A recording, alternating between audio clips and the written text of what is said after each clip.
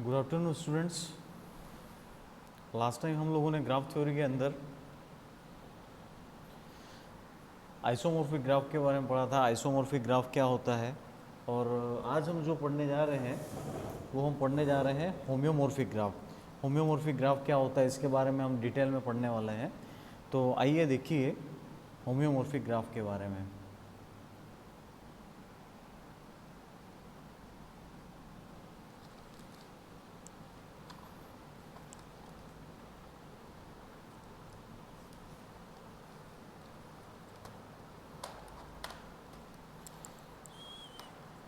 हाँ, तो होम्योमॉर्फिक ग्राफ क्या होता है? Two graphs are called homeomorphic graph if, सुनिएगा ध्यान से, two graphs are called homeomorphic graph if one graph can be obtained from the other by creation of edges और merging of edges which are in series. देखिए, मतलब दो graph जो है वो आपके होम्योमॉर्फिक ग्राफ कब कहे जाएंगे, मतलब कब उनको कहेंगे हम?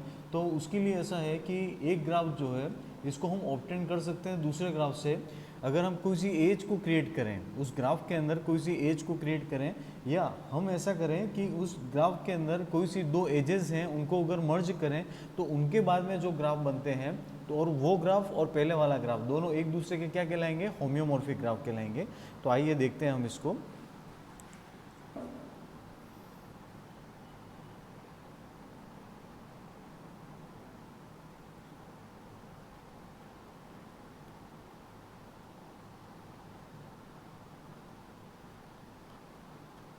होम्योमॉर्फिक ग्राफ, ठीक है। अब होम्योमॉर्फिक ग्राफ होता क्या है, इसकी मैं सिंपल सी डेफिनेशन यहाँ पर लिख रहा हूँ। Two graphs are called,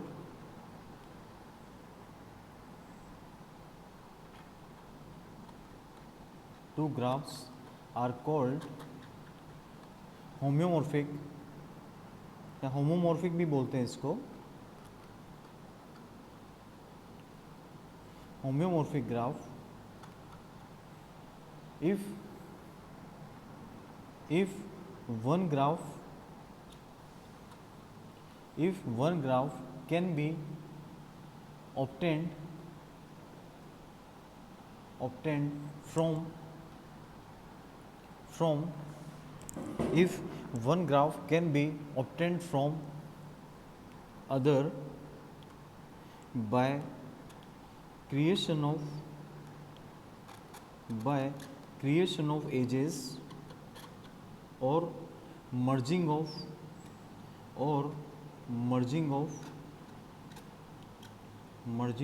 edges, ठीक है। मतलब एक ग्राफ है तो उससे दूसरा ग्राफ, होम्योमॉर्फिक ग्राफ हम दो तरीके से बना सकते हैं। एक तो कोई सी एज को हम क्रिएट करके बना सकते हैं, और दूसरा कोई सी दो एजेस हैं जो सीरीज में हैं उनको हम मर्ज करके बना सकते हैं। आइए देखिए इस ग्राफ के बारे में एक एग्जाम्पल के थ्रू हम बिल्कुल क्लियर समझते हैं।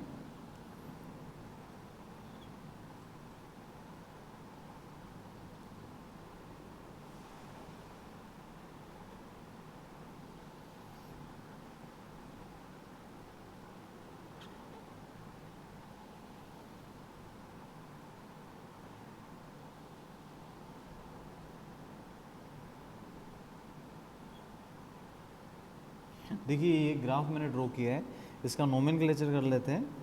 ए बी सी डी ई और ये एफ, इसका नाम लिख लेता हूँ मैं। सपोज जीवन नाम लिख लिया। ये जो ग्राफ मैंने बनाया है एग्जाम्पल के लिए, इसका नाम मैंने लिख लिया जीवन। देखिए अब मैं इसमें एक दूसरा ग्राफ बनाने जा रहा हूँ, वो ग्राफ किस तरह से बना रहा हूँ इसको आप देखिए।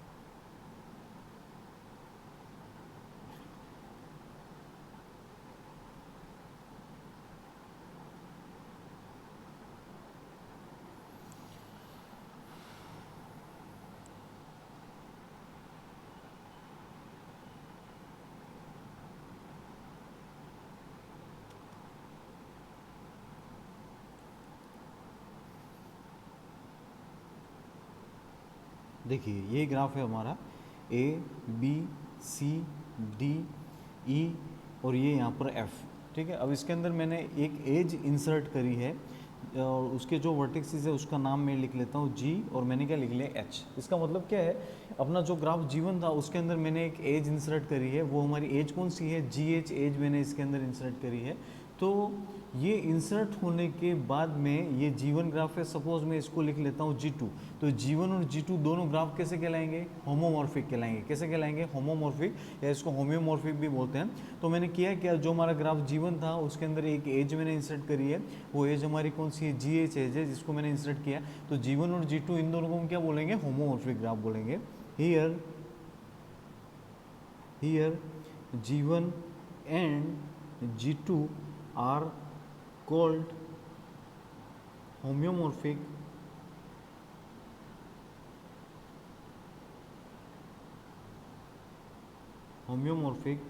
ग्राफ, इसको हम होम्योमॉर्फिक ग्राफ बोलेंगे। अब देखिए ये तो इसका पहला जो प्रोसेस था, मतलब कुछ सा ग्राफ है उसका होम्योमॉर्फिक ग्राफ बनाने का जो पहला प्रोसेस था वो था क्रिएशन ऑफ एजेस, या मतलब कोई सी एक एज को ऐड करने के बाद हमारा जो ग्राफ है वो ग्राफ हमारा दोनों G1 और G2 होमोमॉर्फिक कहलाते हैं। अब दूसरा इसका तरीका है मर्जिंग ऑफ एजेस, मतलब दो एजेस को मर्ज करके जो ग्राफ बनाते हैं तो उसको भी हम बोलेंगे दोनों ग्राफ, उसके बाद भी दोनों जो हैं वो कहलाएंगे होम्योमॉर्फिक ग्राफ। तो आइए उसको भी हम देखते हैं, एक डायग्राम ड्रॉ कर रहा हूँ मैं।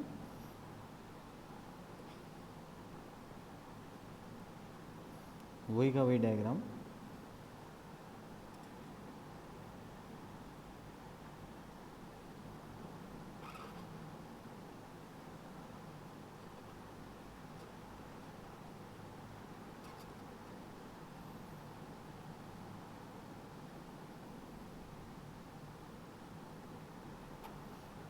B C D E F, ये हमारा ग्राफ, सपोज G1 नाम लिख लिया इसका।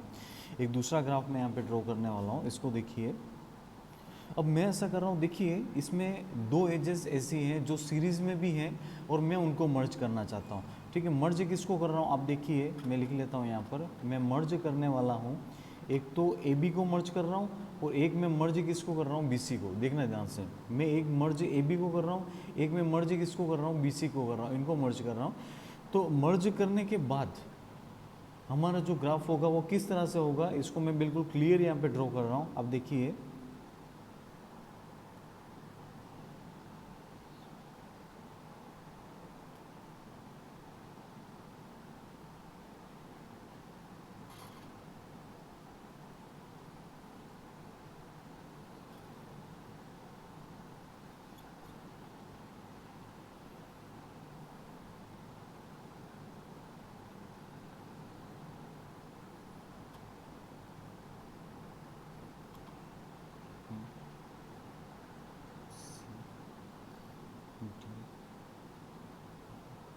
देखिए ये नया मैंने ग्राफ ड्रॉ किया, इसी से बना रहा हूँ मैं। इसमें मर्ज किसको कर रहा हूँ, दो एज को मर्ज कर रहा हूँ, एक तो मैं ए बी को मर्ज कर रहा हूँ, एक मैं मर्ज किसको कर रहा हूँ, बी सी को। तो देखिए ये ए बी ये बी सी, ये यहाँ पर दो एजेस है।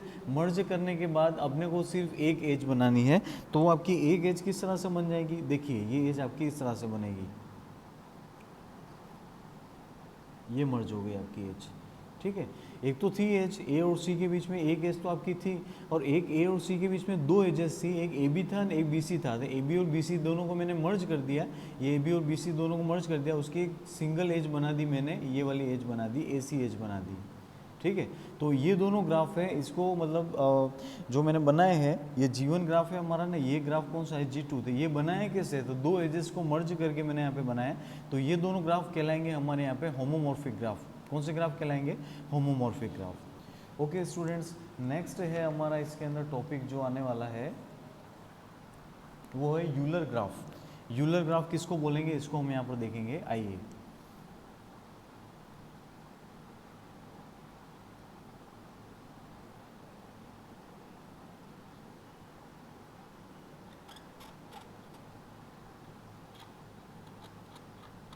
यूलर ग्राफ, ठीक है। यूलर ग्राफ अपन पढ़ने वाले हैं। तो यूलर ग्राफ के पहले हमको दो तीन चीज़ें ऐसी पढ़ने वाले हैं जो आप लोगों ने पहले भी पढ़ रखी हैं, ठीक है। देखिए एक होता है इसमें वॉक होता है, मैं यहाँ पे रफ में लिख देता हूँ, ठीक है। एक होता है अपना वॉक होता है, क्या होता है वॉक। वॉक किसको बोलते हैं? वॉक एक ऐसा मतलब एजेस और वर्टेक्स का ऐसा सीक्वेंस होती है, एजेस और वर्टेक्स की हमारे पास में ग्राफ के अंदर एक ऐसी सीक्वेंस होती है जिसके अंदर वर्टेक्स हमारे रिपीट हो सकते हैं बट एज रिपीट नहीं हो सकती, तो उसको हम बोलेंगे वॉक। ये मैं पहले आपको पढ़ा चुका हूँ कि वॉक क्या होता है, मैं फिर से बता रहा हूँ। देखो वॉक क्या बोलेंगे, वॉक किसको बोलेंगे? ग्राफ के अंदर वर्टेक्स और एज की एक ऐसी सीक्वेंस जिसके अंदर आपका वर्टेक्स रिपीट हो सकता है लेकिन एज रिपीट नहीं हो सकती, उसको हम बोलेंगे वॉक। ठीक है, अब मैं बोलूँगा वॉक के अंदर एक दूसरी एक चीज़ होती है क्लोज्ड वॉक। वॉक हमारा जो होता है उसके अंदर एक दूसरी चीज़ होती है क्लोज्ड वॉक। अब हम बोलेंगे कि क्लोज्ड वॉक क्या होता है, तो क्लोज्ड वॉक क्या होता है कि मतलब ये भी आपकी सीक्वेंस ही होती है, एजेस और वर्टेक्स की एक ऐसी सीक्वेंस जिसके अंदर एज रिपीट नहीं होती है बट वर्टेक्स रिपीट होते हैं, और जिसमें स्टार्टिंग वर्टेक्स और एंडिंग वर्टेक्स दोनों सेम होते हैं, तो उसको हम बोलेंगे क्लोज्ड वॉक। उसको हम क्या बोलेंगे? Closed walk. ठीक है, तो एक हो गई आपकी ओपन वॉक हो गई ना, एक हो गई आपकी क्लोज्ड वॉक। ओपन वॉक के अंदर ऐसा होता है कि मतलब स्टार्टिंग वर्टेक्स और एंडिंग वर्टेक्स दोनों अगर आपके सेम नहीं होते हैं तो उसको ओपन वॉक बोलेंगे। और क्लोज्ड वॉक हम किसको बोलेंगे? क्लोज्ड वॉक हम उसको बोलेंगे कि जिसमें स्टार्टिंग और एंडिंग का जो हमारा वर्टेक्स है वो सेम होना चाहिए। हमारे वॉक जो है वो अल्टरनेट सीक्वेंस होती है, वर्टेक्स और एज की सीक्वेंस होती है जिसके अंदर हमारा वर्टेक्स रिपीट हो सकता है लेकिन एज रिपीट नहीं हो सकती। ये जो चीज़ें हैं हम लोगों ने जो पहले पढ़ रखी थी वो मैंने आपको बताई। अब यूलर ग्राफ के अंदर एक चीज़ और हमको देखनी है, वो है कनेक्टेड ग्राफ। ठीक है, कनेक्टेड ग्राफ। ये कनेक्टेड ग्राफ क्या होता है मैं आपको बता देता हूँ। देखिए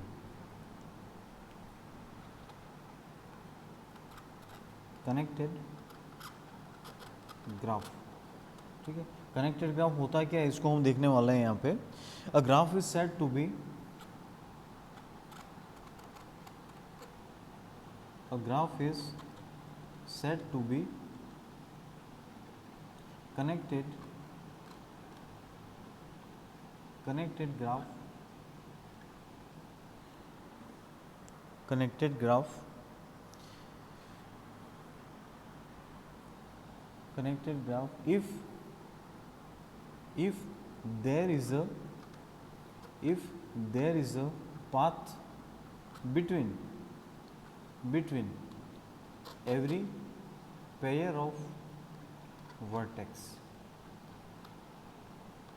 ठीक है, इसका मतलब क्या होता है? देखिए एक ग्राफ होता है वो हमारा कनेक्टेड ग्राफ कब कहलाएगा कि उसके जितने भी वर्टेक्स हैं, ठीक है, हर एक वर्टेक्स से दूसरे वर्टेक्स तक जाने के लिए एक रास्ता होना चाहिए, पाथ होना चाहिए। पाथ का मतलब क्या होना चाहिए? वे होना चाहिए।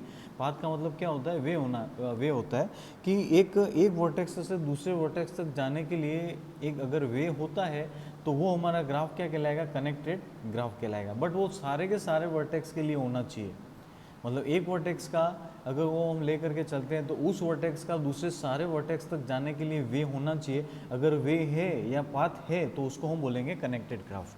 ठीक है, अब इसके अंदर यूलर सर्किट या यूलर साइकिल क्या होती है इसको मैं बताता हूँ। आप देखिए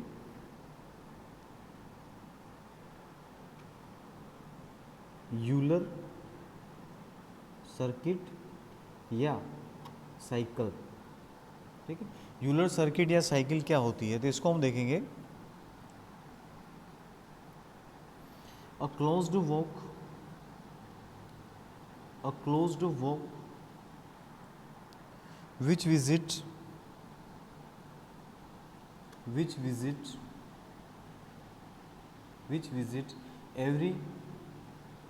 which visit every edge of the graph, every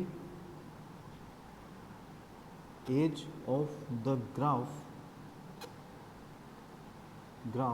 exactly once। देखिए मैं बता रहा हूँ, आप देखिएगा ध्यान से। यूलर सर्किट या साइकिल क्या होती है? A closed walk which visit every edge of the graph exactly once. तो देखिए इसके अंदर होता है क्या, देखो सबसे पहली इसमें चीज़ जो आ रही है वो है आपका क्लोज्ड वॉक है। क्या है क्लोज्ड वॉक? तो देखो मैंने वॉक क्या बताया, वॉक क्या होता है? तो वॉक एक सीक्वेंस होता है, वर्टेक्स और एज का एक सीक्वेंस होता है जिसके अंदर वर्टेक्स आपके रिपीट हो सकते हैं लेकिन एज रिपीट नहीं हो सकती, तो उसको हम बोलेंगे वॉक। अब दूसरी चीज़ क्लोज्ड वॉक आ रहा है, इसमें क्लोज्ड वॉक क्या होता है, तो क्लोज्ड वॉक भी आपका अलग एक वॉक का ही टाइप है। तो इसके अंदर ऐसा होता है कि वर्टेक्स और एज की एक ऐसी सीक्वेंस जिसके अंदर वर्टेक्स आपके रिपीट नहीं हो, वर्टेक्स आपके रिपीट हो सकते हैं लेकिन एज रिपीट नहीं हो सकती, और जिसके अंदर स्टार्टिंग वर्टेक्स और एंडिंग वर्टेक्स दोनों कैसे होने चाहिए, सेम होने चाहिए, तो उसको हम बोलेंगे क्लोज्ड वॉक बोलेंगे, या जिसको हम साइकिल वॉक भी बोलते हैं कभी कभी।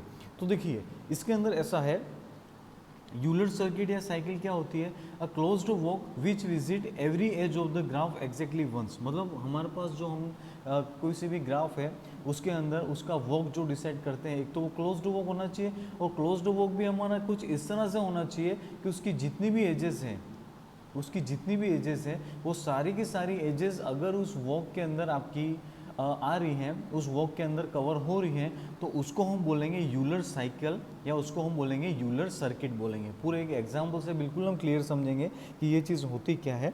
ये जैसे मैंने डेफिनेशन लिखी है, मैं एग्जाम्पल से अच्छे से आपको समझा रहा हूँ। देखो अब यूलर ग्राफ क्या होता है, इसको देखिए।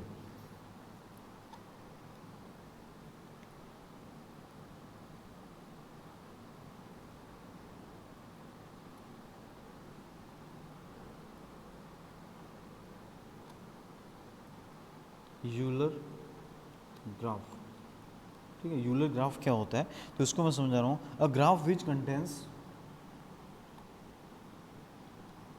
a graph which contains a Euler circuit, Euler circuit or Euler circuit or cycle is called Euler graph। ठीक है, मतलब कोई सा एक ऐसा ग्राफ है जिसके अंदर यूलर साइकिल मौजूद है, तो उस यूलर साइकिल जिस ग्राफ के अंदर मौजूद है वो ग्राफ हमारा क्या कहलाएगा, यूलर ग्राफ कहलाएगा। क्या कहलाएगा, यूलर ग्राफ। ठीक है, ये इस तरह से होता है। तो इसको हम देखते हैं, आइए एग्जाम्पल से बिल्कुल हम क्लियर समझेंगे कि ये यूलर ग्राफ हमारा होता क्या है, बिल्कुल ईजी वे में समझेंगे। देखिए कुछ ग्राफ मैं यहाँ पे ड्रॉ कर रहा हूँ।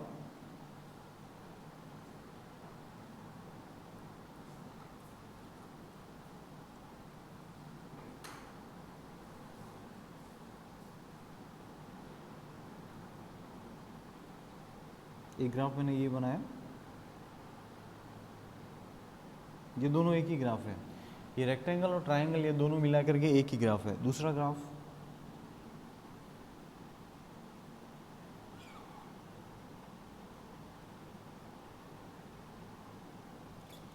ये हो गया दूसरा ग्राफ। तीसरा ग्राफ,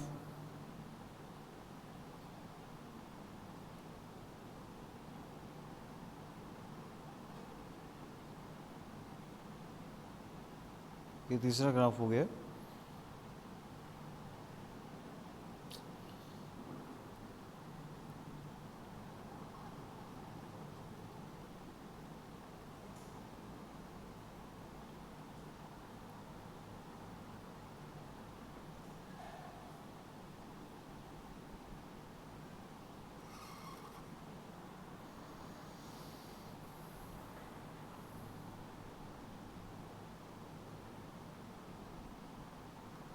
ये एक ग्राफ हो गया तीसरा।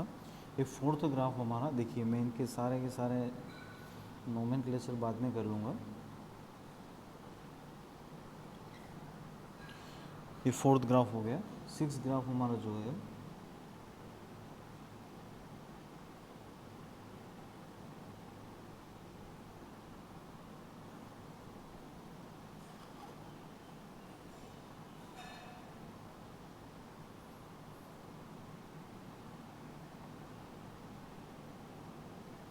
ये हो गया। इनके सारे के सारे नोमेनक्लेचर कर देता हूँ मैं।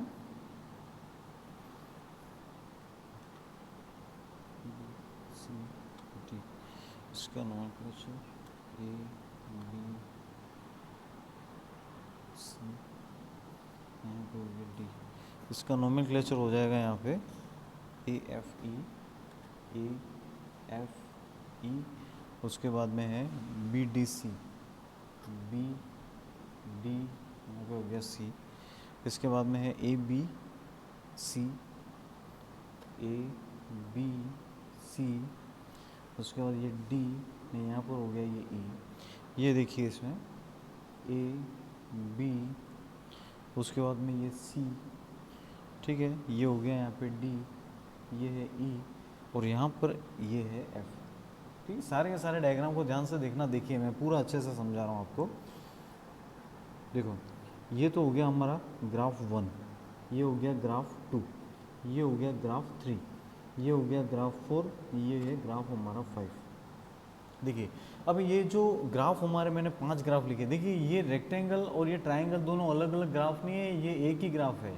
ठीक है, ये याद रखना। ये पूरा ग्राफ हमारा G1 है, ये G2, ये G3, ये G4 और ये हो गया हमारा G5। ठीक है, ये तो देखिए अब इसमें इन ग्राफों में से ये जो मैंने 5 ग्राफ यहाँ पर ड्रॉ किए हैं, इनमें से हमको ये पता करना है कि इनमें से हमारा यूलर ग्राफ कौन सा होगा।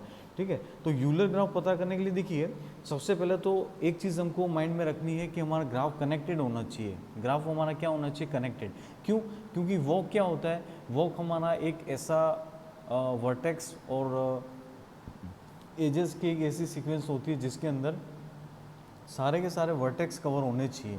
ठीक है, एजेस का, सारे के सारे एजेस का कवर होना ज़रूरी नहीं है, बट वर्टेक्स हमारे सारे के सारे कवर होने चाहिए। ठीक है, ये हमारा वॉक होता है। तो वॉक के अंदर क्या होता है, जैसे अब ये देखिए, ये जो से ग्राफ जीवन के बारे में हम सोचें तो जीवन ग्राफ मैंने जो यहाँ पर लिखा है, ये ग्राफ हमारा कनेक्टेड है ही नहीं। अब कनेक्टेड है ही नहीं तो वॉक होगा ही नहीं। अब कनेक्टेड है ही नहीं तो वॉक होगा। मैं ऐसा बोलूँ कि जैसे मेरे को देखिए,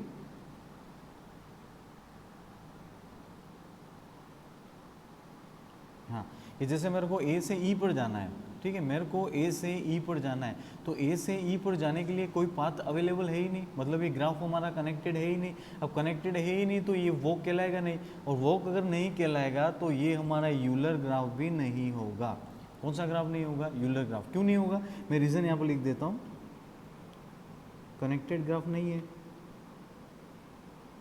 कनेक्टेड ग्राफ नहीं है, उसके बाद वॉक भी नहीं कहलाएगा। तीसरी चीज़, ये जो है हमारा ये यूलर भी नहीं कहलाएगा। ठीक है, ये फर्स्ट वाले ग्राफ के लिए मैंने लिखा है, इसको थोड़ा सा सेपरेट हो गया ये। ठीक है, सेकंड वाला देखिए, ग्राफ कौन सा देखना है? अब अपने को G2 देखना है। कौन सा देखना है? G2। ठीक है, तो इसके अंदर एक ऐसा हमारा क्या होना चाहिए? क्लोज्ड वॉक होना चाहिए। देखिए यूलर ग्राफ की डेफिनेशन के अकॉर्डिंग क्या होना चाहिए कि हमारा ग्राफ के अंदर क्लोज्ड वॉक होना चाहिए, और वो क्लोज्ड वॉक हमारा इस तरह से होना चाहिए कि उसके अंदर सारी की सारी एजेस कवर होनी चाहिए। अगर ऐसा पॉसिबल है तो वो जो हमारी सीक्वेंस है उसको हम बोलेंगे यूलर साइकिल बोलेंगे, और उस ग्राफ को हम बोलेंगे यूलर ग्राफ बोलेंगे। ठीक है, तो देखिए आइए, अब जैसे ये जो हमारे पास ग्राफ आया है, इसके अंदर जैसे मैं बढ़ता हूँ, ए से डी की ओर बढ़ता हूँ। देखा, ध्यान से देखिएगा, मैं जैसे ए से किसकी ओर बढ़ा? डी की ओर बढ़ा। ठीक है, अब मेरे पास दो रास्ते हैं, एक तो डी से बी की तरफ जाना है, एक मेरे को डी से सी की तरफ जाना है। अगर देखिएगा ध्यान से, मैं ऐसा करता हूँ, जैसे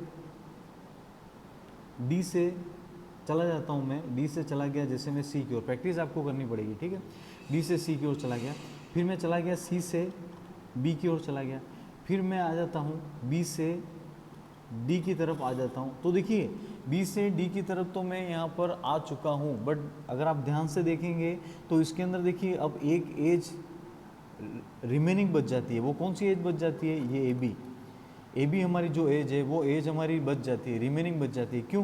क्योंकि मैं जैसे बी से डी की तरफ आया, अब मेरे को जैसे इस एज को कवर करना है, सुनिएगा ध्यान से, अगर मेरे को ए बी एज को कवर करना है तो ए बी एज को कवर करने के लिए मेरे को डी से वापस ए की तरफ जाना पड़ेगा, या डी से वापस मेरे को बी की तरफ जाना पड़ेगा, जिसमें एज का रिपीटेशन हो रहा है। जिसमें किसका रिपीटेशन हो रहा है? एज का रिपीटेशन हो रहा है। जबकि इसकी डेफिनेशन में मैंने आपको बिल्कुल क्लियरली समझाया है। देखिए इसकी जो डेफिनेशन मैंने लिखी है, इसके अंदर बिल्कुल क्लियर समझाया है कि closed walk which visit every edge of graph exactly once, मतलब ग्राफ की जितनी भी एजेस हैं उसको सिर्फ एक बार विजिट करना चाहिए, एक से ज़्यादा बार विजिट नहीं करना चाहिए। अब जिसने इस ग्राफ के अंदर मैं देखता हूँ, जैसे मैं ए से बी की तरफ गया, ए से डी की तरफ गया, डी से सी की तरफ गया, सी से बी की तरफ गया, और बी से जैसे डी की तरफ आ जाता हूँ, तो अब ए की तरफ भी नहीं जा सकता हूँ, न मैं सी की तरफ जा सकता हूँ, न मैं बी की तरफ जा सकता हूँ। तो ये जो हमारा ग्राफ है, ये ग्राफ भी हमारा यूलर ग्राफ नहीं कहलाएगा। अब इसका दूसरा तरीका ढूंढ के देखते हैं। मैं ए से जाता हूँ डी की तरफ, मैं डी से किसकी तरफ जाता हूँ? बी की तरफ। ठीक है, अब बी से ए की तरफ आ जाऊँ तो एजेस रिमेनिंग बच जाएगी। मैं ए से जाता हूँ डी की तरफ, डी से बी की तरफ, बी से वापस किसकी तरफ, सी की तरफ, सी से जैसे मैं डी की ओर आता हूँ तो डी से वापस ए की तरफ भी नहीं जा सकूँगा क्योंकि पहले उसमें एज आ चुकी है। तो ये वाला ग्राफ भी हमारा जो है ये यूलर ग्राफ नहीं है। ये ग्राफ हमारा यूलर ग्राफ नहीं है। अब G3 के बारे में सोचते हैं, G3 ग्राफ हमारा यूलर ग्राफ है या नहीं है, इसको हम थोड़ा देख लेते हैं।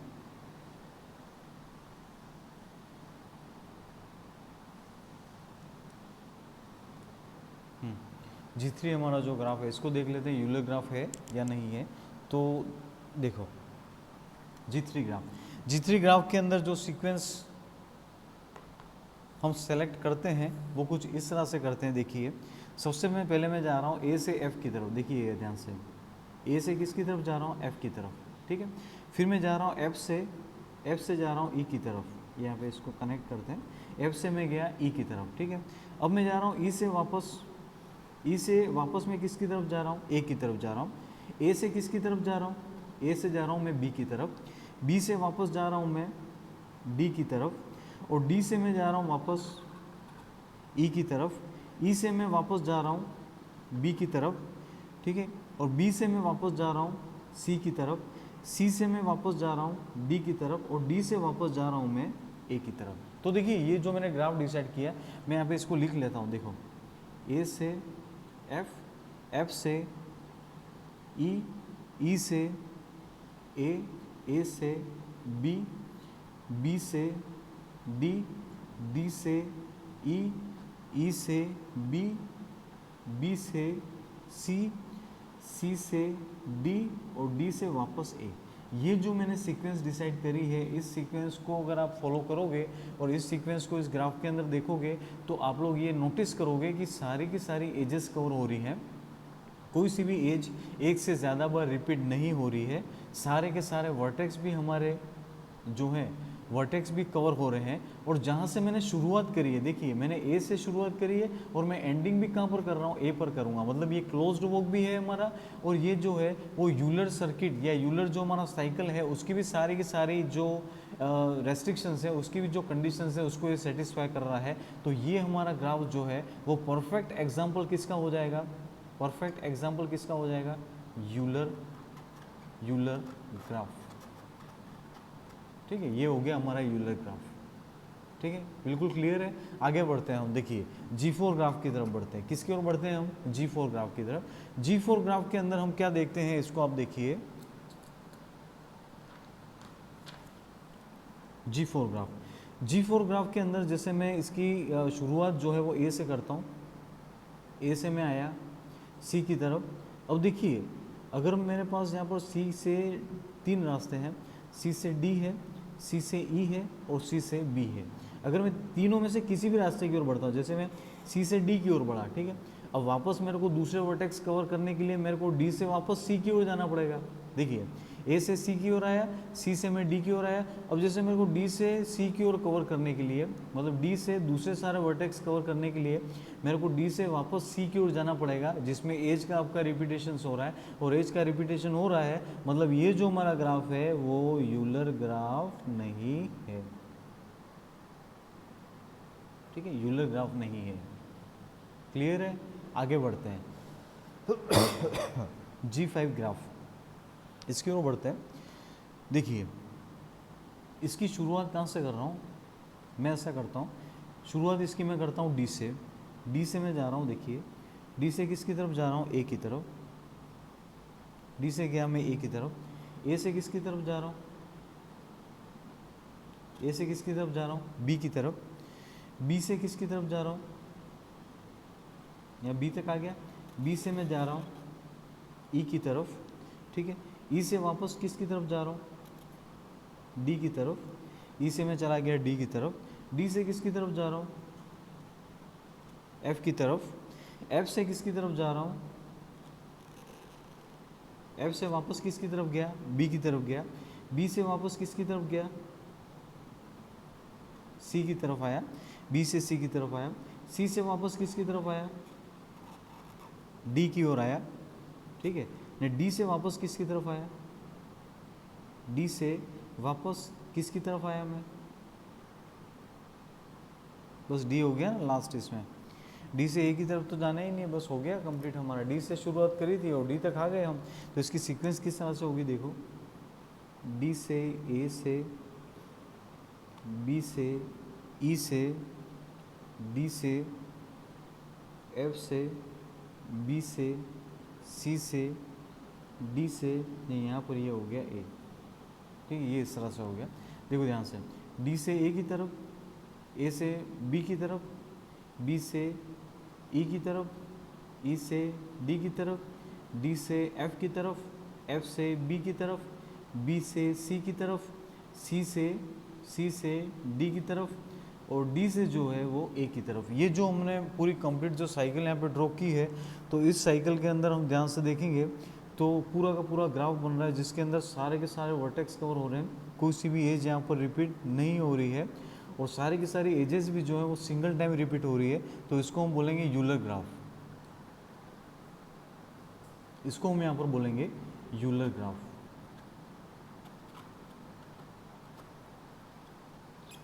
ठीक है, यूलर ग्राफ क्यों बोलेंगे, फिर से मैं आपको समझा देता हूँ। देखो यूलर ग्राफ हम फिनिश करने से पहले मैं फिर आपको एक बार फिर से समझा देता हूँ। हमारा जो ग्राफ है वो एक तो कनेक्टेड होना चाहिए, हमारा जो ग्राफ है उसके अंदर क्लोज्ड वॉक होनी चाहिए। क्लोज्ड वॉक का मतलब ये है कि जहाँ से हम जिस वर्टेक्स से हम शुरुआत करते हैं वहीं पर हमको फिनिश करना है, वहीं पर वापस आके हमको फिनिश करना है। वॉक क्या होता है, तो वॉक वो होता है जिसके अंदर हमारा वॉक मतलब ऐसा एक सीक्वेंस होता है वर्टेक्स और एज का, जिसके अंदर हमारा वर्टेक्स रिपीट हो सकता है लेकिन एज रिपीट नहीं हो सकती है। और तीसरी चीज़ मैंने आपको बताई थी इसके लिए कि जितनी भी एजेस हैं ग्राफ के अंदर, हमारी जितनी भी एजेस हैं वो एजेस एग्जैक्टली एक बार कवर होनी चाहिए, न एक से ज़्यादा बार न एक से कम बार। ठीक है, तो वह ग्राफ हमारा जो है वो जो हमारी साइकिल है, सुनिएगा ध्यान से, वो हमारी जो सीक्वेंस है उस सीक्वेंस को हम बोलेंगे यूलर साइकिल, और जो जिस ग्राफ के अंदर यूलर साइकिल मौजूद है उस ग्राफ को हम बोलेंगे यूलर ग्राफ। ठीक है, और आगे इसमें एक चीज़ और आप देख लीजिए, open Euler graph, open Euler cycle है। देखिए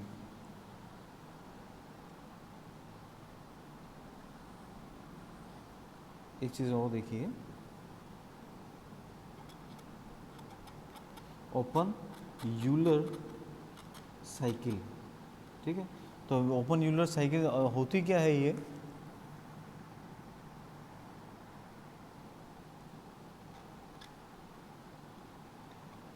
open walk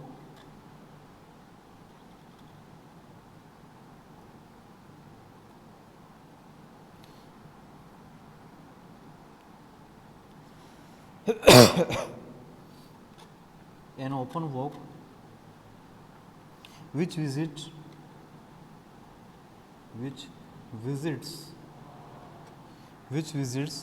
every edge of the graph, every edge of the graph, an open walk which visits every edge of the graph exactly once, देखो ओपन वॉक होता है क्या है, an open walk which visits every edge of the graph exactly once. देखिए उसके अंदर closed walk था और यहाँ पर ये जो आ रहा है ये हमारा ओपन वॉक आ रहा है। ओपन वॉक देखिए, ओपन वॉक ने क्लोज वॉक दोनों डिफरेंस क्या है कि वॉक क्लोज्ड वॉक जो था उसके अंदर क्या था कि स्टार्टिंग वर्टेक्स और एंडिंग वर्टेक्स दोनों सेम होना चाहिए।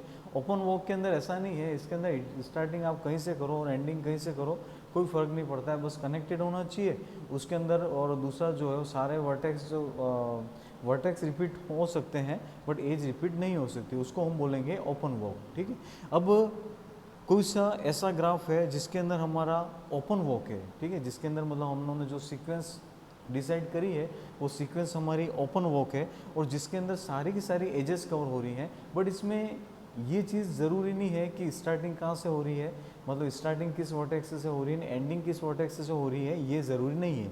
तो इसको हम बोलेंगे यहाँ पर ओपन यूलर साइकिल, इसको हम क्या बोलेंगे, ओपन यूलर साइकिल। और एक ऐसा ग्राफ जिसके अंदर ओपन यूलर साइकिल मौजूद है, ठीक है। एक ऐसा ग्राफ जिसके अंदर ओपन यूलर साइकिल मौजूद है उसको हम बोलेंगे सेमी यूलर ग्राफ। मैं यहाँ पर लिख रहा हूँ सेमी यूलर ग्राफ की डेफिनेशन क्या होती है। सेमी यूलर ग्राफ, ठीक है। A graph is said to be, a graph is said to be semi Euler graph if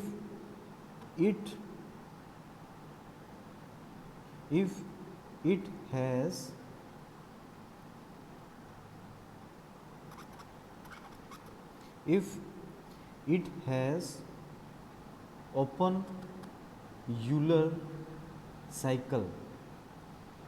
देखिए क्या होता है मैं बता देता हूँ। देखो हम लोगों ने देखिए बता देता हूँ मैं आपको। पहले हमने क्लोज्ड वॉक के बारे में पढ़ा था, ओपन यूलर साइकिल के बारे में बता देता हूँ। ओपन यूलर साइकिल के अंदर एक सीक्वेंस अपने को बनानी है जिसके अंदर हम स्टार्टिंग कहीं से भी कर सकते हैं, एंडिंग कहीं से भी कर सकते हैं। स्टार्टिंग का वर्टेक्स और एंडिंग वर्टेक्स दोनों का सेम होना ज़रूरी नहीं है, बट शर्त ये है कि वो हमारा एक वॉक होना चाहिए जिसके अंदर सारे की सारी एजेस हमारी क्या होनी चाहिए, सारी की सारी एजेस हमारी कवर होनी चाहिए। और एजेस हमारी जो कवर हो रही है, जो विजिट हो रही है, वो एग्जैक्टली एक बार ही विजिट होनी चाहिए, ठीक है। तो इसको हम बोलेंगे ओपन यूलर साइकिल। और ओपन यूलर साइकिल जिस ग्राफ के अंदर मौजूद है उसको हम बोलेंगे सेमी यूलर ग्राफ, ठीक है। इसके आगे का जो भी हम टॉपिक है वो हम इसके बाद डिस्कस करेंगे। हमारा आगे का जो मतलब यूलर ग्राफ से रिलेटेड जो थ्योरम भी है इसको भी हम बाद में डिस्कस करेंगे, हमारा जो नेक्स्ट लेक्चर आएगा उसके अंदर।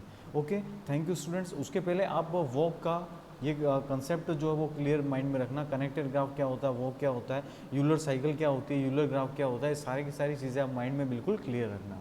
Okay, thank you students.